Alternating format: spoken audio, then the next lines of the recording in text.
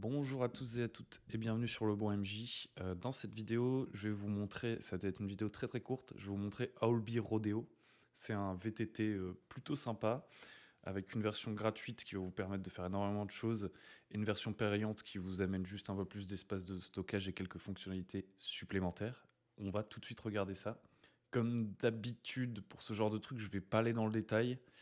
Je dirais que je vais plutôt vous dire pourquoi je m'en sers. Je vais pas vous montrer toutes les fonctionnalités. On a vraiment des fonctionnalités hyper classiques, hein, genre, on peut sélectionner des objets, on peut mettre, du brouillard de guerre, on peut faire des dessins, voilà, il y a pas 50 000 trucs. On peut jeter des dés. Vous voyez, là, hop, je jette des dés, hop, roll. Ça jette normalement des dés, voilà. Il y a rien de bien incroyable. En fait, c'est plutôt l'inverse de ce qui pourrait vous attirer certains dans le VTT, c'est que c'est un VTT plutôt minimal, qui va faire que vous n'avez pas 50 000 fonctionnalités. En fait, pour moi, je le vois comme l'équivalent d'un... Je m'en servirais comme d'un Miro, parce que vous voyez, je peux poser plein de trucs. Il n'y a pas les fiches de personnages et tout. Il n'y a pas les calculs préfaits. Comme je joue à des jeux où il n'y a pas énormément de règles, les gens ils peuvent avoir leurs fiches chez eux. Ils peuvent même jeter les dés chez eux. En réalité, je vais peut-être même pas me servir de la fonctionnalité de lancer de dés. Donc, j'ai besoin du minimum possible, minimum vital pour jouer. Et vous voyez, comme pour un Miro, je vais pouvoir juste poser des trucs. Ça, c'est le premier truc que j'aime bien, c'est que je peux poser des trucs un peu partout. Je les cache avec le brouillard de guerre. Là, pour l'instant, c'est une partie qui n'a pas été jouée. Alors, à l'heure où vous verrez cette vidéo, elle aura été jouée, parce que sinon, je vais la spoil, hein, d'une certaine manière. Et donc, voilà, je peux préparer à l'avance mes petites scènes.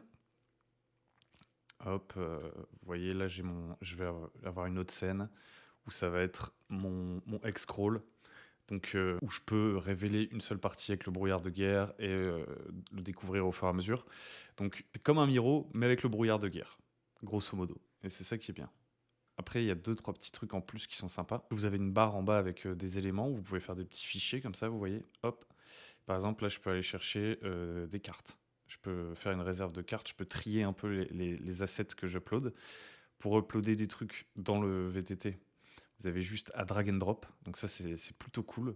Vous prenez dans vos dossiers, vous les foutez dessus, et puis ça va les enregistrer automatiquement dans vos dossiers que vous allez pouvoir organiser, vous voyez, par type, map, props, mounts, characters, attachment. Donc ça, c'est des layers. Donc c'est-à-dire que normalement, si je ne me trompe pas, les maps sont automatiquement en dessous des props, qui sont en dessous des mounts, qui sont en dessous des characters, qui sont en dessous des attachments. Donc vous avez plusieurs layers, vous pouvez superposer des images, tout ça. Vous pouvez créer des dossiers. Par exemple, moi là, je vais avoir mes profils de monstres, vous voyez, que je vais ensuite pouvoir les foutre directement sur le VTT. Ça va faire comme sur un Miro, je vais les laisser dans le brouillard de guerre pour que mes PJ ne les voient pas. Et je vais avoir les profils des monstres à l'écran, juste à côté de ma battle map, par exemple. Pareil pour les règles, si j'ai besoin de certaines règles que je vais aller foutre comme un écran de maître du jeu, je vais aller les mettre sur le côté. Alors idéalement, là c'est du Shadow Dark. Moi je préfère avoir le livre devant moi quand je joue, plutôt que d'avoir des PDF ou des trucs à l'écran.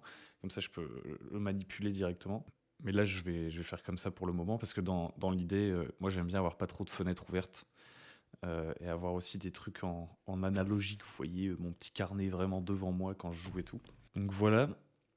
Donc vous pouvez vous faire votre petite réserve de trucs et les trier.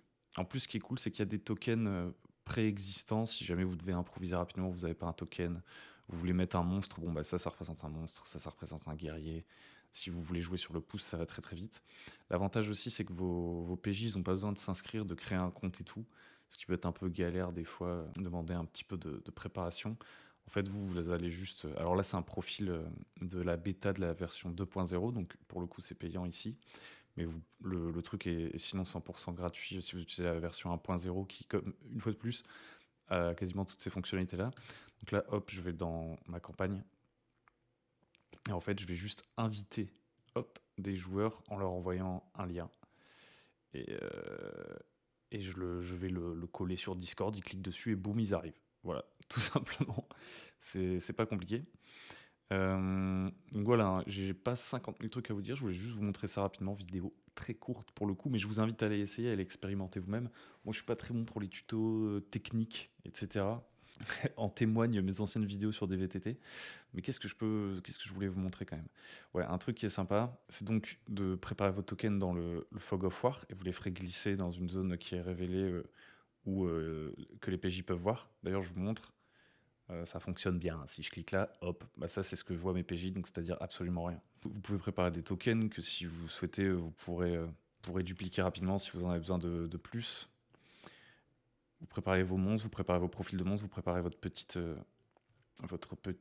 écran de maître du jeu sur la droite. Par exemple, là, j'ai les trésors, j'ai un rappel des armes et de quelques règles avec lesquelles je suis pas encore tout à fait familière parce que c'est un jeu auquel je n'ai joué qu'à 3 reprises. Et un truc qui peut être cool aussi, tout con, hein. Franchement, je pense que tout le monde sait qu'on peut faire ça. C'est de numéroter en fait les salles par lesquelles vont passer vos PJ. En fait, vous pouvez choisir aussi, en plus du Fog of War, il y a une fonction Hide et Show. Et donc vous numérotez comme ça votre donjon. Et si vous voulez, vous pourriez numéroter les pièces et vous pourriez comme ça sur votre partie écran de maître du jeu, entre guillemets, et également mettre le PDF du donjon, vous voyez. Alors moi, je vais plutôt me servir d'un carnet, comme je vous le disais, mais je vais noter les numéros de mes salles dans mon carnet. Ça va me permettre de savoir à quel numéro je dois me référer dans mon carnet quand ils arrivent dans la... Si vous faites un petit donjon et tout, ou que vous l'avez bien en tête, c'est pas hyper utile, mais quand vous commencez avec toujours des gros donjons ou juste à devoir retourner en arrière dans votre campagne, hein, vous pouvez vous faire des notes cachées comme ça.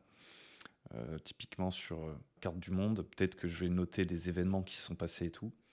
Et, euh, et au fur et à mesure de la progression des PJ, j'aurai mes petites notes quoi. Je me rends compte que d'ailleurs ça spoil un peu mes PJ, cette vue X-Scroll, mais bon, c'est pas très très grave parce que c'est relativement émergent. Donc voilà, vous pouvez préparer toutes vos petites scènes. Vous pouvez pas laisser, me semble, les PJ sur une scène pendant que vous allez en voir une autre. Donc il faut préparer un peu à l'avance. Mais rien de bien méchant. Dès que vous passez d'une scène à l'autre, grosso modo, ça emmène vos PJ avec vous, je pense. Peut-être que je me trompe. Je m'en suis servi que 3 fois de ce truc. Et j'ai pas encore testé à fond. Je peux vous montrer d'autres d'un peu rigolo. Vous voyez là, bon, ça n'a plus grand-chose à voir avec le VTT en lui-même, quoique. Vous voyez par exemple, là c'est une zone que je prépare avec des index cards. Donc ça veut dire que c'est des zones un peu abstraites où on va pas vraiment chercher. C'est pas des battle maps quoi. Ça, c'est assez pratique. Du coup, ce petit côté un peu miro, parce que je peux poser un peu tout et n'importe quoi, en fait. Et donc, si le début du donjon, il est en index card, hop, une fois qu'ils sont arrivés au dernier étage de la tour, ils pop ici. Là, il y a la ville et, euh, et ils se promènent quoi dans la ville. Et aussi un autre petit truc que je peux vous conseiller de faire, enfin, des trucs que moi j'ai préparés en tout cas que je pense vont m'être utiles si vous voulez avoir un peu une réserve de tokens, alors vous n'avez pas plein son truc, mais moi je suis pas en mode je vais uploader tous les tokens dont j'ai besoin. Si par exemple il y a une rencontre aléatoire et j'ai pas le monstre qu'il fallait, je pense que j'utiliserai les trucs par défaut qui sont fournis. Par contre, un truc où j'ai fait un peu de préparation, c'est que je me suis mis des trucs pour faire des quick maps. C'est-à-dire que si jamais il y a une baston, je vais utiliser les maps qui sont elles aussi prévues par le jeu. Vous voyez là, bon, c'est pas, ils sont pas ouf. Vous pouvez avoir des sortes de petits carrés un peu template juste de sol. Là, admettons, c'est une pièce. Ils arrivent dans une pièce, j'avais pas trop prévu. Et ben, je me suis fait une petite réserve voilà, d'objets bidons à poser. Donc, je peux dire, ouais, en fait, quand vous arrivez dans la pièce, vous voyez qu'il y a des vases d'explosifs, une charrette avec son contenu des vases qui sont tombés. Vous prenez deux trois trucs où vous pensez que ça peut avoir une utilité pour créer rapidement une salle. Hop, je mets un pilier, je le duplique et boum, j'ai ma salle du trône. Vous voyez, vous mettez des trucs qui vous semblent utiles assez rapidement. Donc voilà, moi je pense que c'est le VTT dont je vais me servir pour Shadow Dark parce que Miro il est moins optimisé pour la manipulation des tokens etc. Il n'est pas forcément pensé pour ça. Donc Miro c'est mon autre go-to, on va dire, si j'ai plus besoin de mind map, de mettre plein de portraits de PNJ, ce genre de trucs. Là c'est plus pour du dungeon crawl, du jeu d'aventure et tout. Alors évidemment vous pouvez aussi mettre une grille. Vous pouvez faire du snapping pour que comment dire, les trucs qui viennent se mettre bien dans les cases aussi si vous jouez un jeu avec une grille tout simplement. Hop, moi je l'enlève parce que je n'en ai pas besoin. Et voilà, moi je trouve que c'est un truc très intuitif. J'ai pas besoin des autres fonctionnalités des autres VTT, ça m'attire pas particulièrement. J'ai pas envie d'investir du temps dans ça. Donc c'est un VTT qui me va parfaitement. Évidemment, si vous voulez chercher à avoir les effets de lumière, avoir toutes les règles intégrées, les jets de dés automatisés et tout, ça peut être cool. Moi, je pars plutôt en mode je veux jouer à des jeux simples pour pas avoir besoin de ça en fait. Ensuite, il y a quelques petits, vous voyez, extensions qui peuvent être faites par des gens et que vous pouvez ajouter. Alors moi là, j'ai fait un peu une erreur, je vais pas vous le cacher. J'ai pris une souscription annuelle à 60, à 90 dollars. Déjà, je vous dis, vous pouvez prendre la version gratuite largement, je pense. Moi, je voulais avoir quand même un peu d'espace de stockage et pouvoir faire quelques rooms différentes. Mais je pense qu'en termes d'espace de stockage, très clairement, en fait, je n'aurais jamais besoin de tout l'espace de stockage que j'ai pris. Donc, je crois qu'il y a 3 niveaux d'abonnement possibles. Vous voyez, si je regarde mon storage, avec tous les trucs que j'ai déjà fait, jusqu'à 12 mégas sur 10 gigas. Donc en réalité, je pense que, à moins que je me mette à mener une partie par jour et tous les jours de la semaine, j'aurais pas besoin de ce stockage. Sûrement d'autres fonctionnalités dont j'ai pas parlé, j'essaie juste de vous montrer ça rapidement. Vous avez un pointeur, vous avez vos trucs de base. C'est juste pour vous en parler parce que c'est pas un truc hyper connu non plus, je pense. Voilà, voilà. Si vous allez tester, si vous êtes un utilisateur de ce VTT qui a des petits tips and tricks que vous avez envie de partager en commentaire, vous pouvez. Je vous remercie d'avoir regardé la vidéo et je vous dis à très bientôt sur le bon MJ. N'hésitez pas à liker, à vous abonner et à venir sur le Discord. Bye.